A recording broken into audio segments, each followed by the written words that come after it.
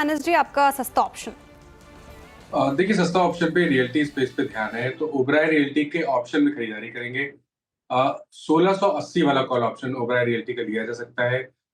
35 rupees के 36 rupees के आसपास ट्रेड हो रहा है ये ऑप्शन। इसमें आपको 29 रुपीज के स्टॉप लॉस से खरीदारी करनी है 1680 के कॉल ऑप्शन में, और 55 रुपीज के टारगेट सेट करना है। ओके, ओबराय रियल्टी का 1680 कॉल ऑप्शन। राजेश जी बताइए आपकी ट्रेड। मेरा भी टॉपिक वगैरह ही था अनुज जी, कोई बात नहीं। देखिए, जो नेक्स्ट पिक रहेगा that will be Cummins. Cummins में एक शॉर्ट कवरिंग हम देख रहे हैं। मुझे लगता है कमिंस में जिस तरह से 3000 के ऊपर ट्रेड हो रहा है, यहाँ पे जो नेक्स्ट टारगेट होगा वो रहेगा करीबन 3080 का। 3080 से लेके 3100 ये इसका टारगेट का जोन है।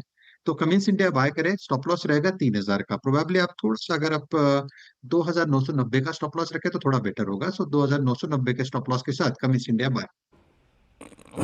ओके, कमेंट्स वाकई बेहद शानदार चार्ट, लोअर ट्रैजेक्टरी से बाहर निकलता हुआ गजब की शॉर्ट कवरिंग, 25% ओवाई शेयर होना कोई मामूली बात नहीं है। कविता जी, चार्ट का चमत्कार क्या पिक कर रहे हैं आप?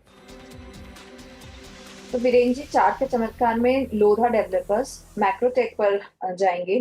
पिछले 3 वीक का 1390 का जो रेजिस्टेंस था उसे क्रॉस करके अब ये ट्रेड करता हुआ दिख रहा है।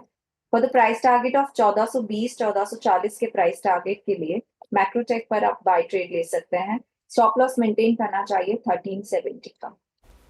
ओके, तो चार्ट का चमत्कार के लिए लोधा डेवलपर्स और पूरे रियल्टी स्पेस में लगातार तेजी हमें देखने को मिली। ओबराय रियल्टी मानस जी ने पिक किया। अब मिड कैप फंडा लेते हैं धर्मेश खान जी से। बताइए धर्मेश जी, आपका मिड कैप फंडा?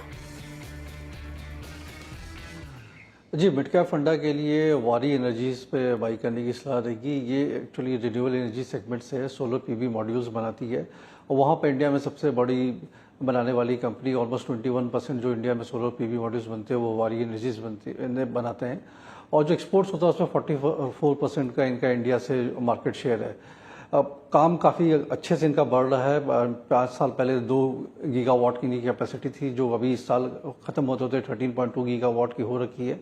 और वही प्रॉफिटेबिलिटी में भी दिखता है। 21 में 50 करोड़ का प्रॉफिट, अभी 1928 करोड़ के प्रॉफिट से इन्होंने ये साल एंड किया है।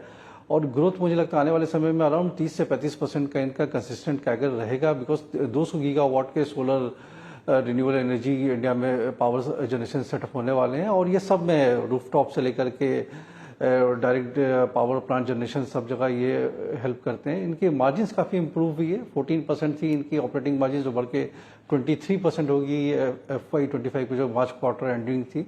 और मैनेजमेंट काफ़ी एग्रेसिव साउंड कर रहे हैं। वैल्यूएशन के हिसाब से ठीक ठाक है, ज़्यादा महंगा नहीं है। और मुझे लगता है कि अगर 30-35 का इनका ROE मल्टीपल हो विथ इम्प्रूविंग मार्जिन्स, तो इनको हायर PE मल्टीपल मिलते रहेंगे।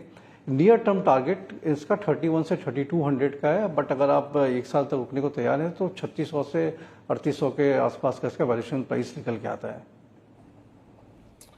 ओके, वारी एनर्जीज आपका यहाँ पे एक बाय कॉल मिड कैप फंडा। हमने शुरुआत की थी मानस के ट्रेड से, सस्ता ऑप्शन से, और ये ट्रेड था ओबराय रियल्टी की 1680 की कॉल। बाय करिए, 55 का लक्ष्य यहाँ पे। और राजेश सतपुते जी का ट्रेड रहा FNO सुपरस्टार, उन्होंने पिक किया कमेंट्स को, रिवर्सल ट्रेड 100 EMA के ऊपर ट्रेड करता हुआ, अच्छी शॉर्ट कवरिंग। कविता जी ने पिक की यहाँ पर जो रियल स्टेट की थीम है मैक्रोटेक, और 1420 1440 का लक्ष्य है। और वारी एनर्जीज जो था वो अभी अभी धर्मेश खान जी का ट्रेड रहा, और इट्स अ कैश कॉल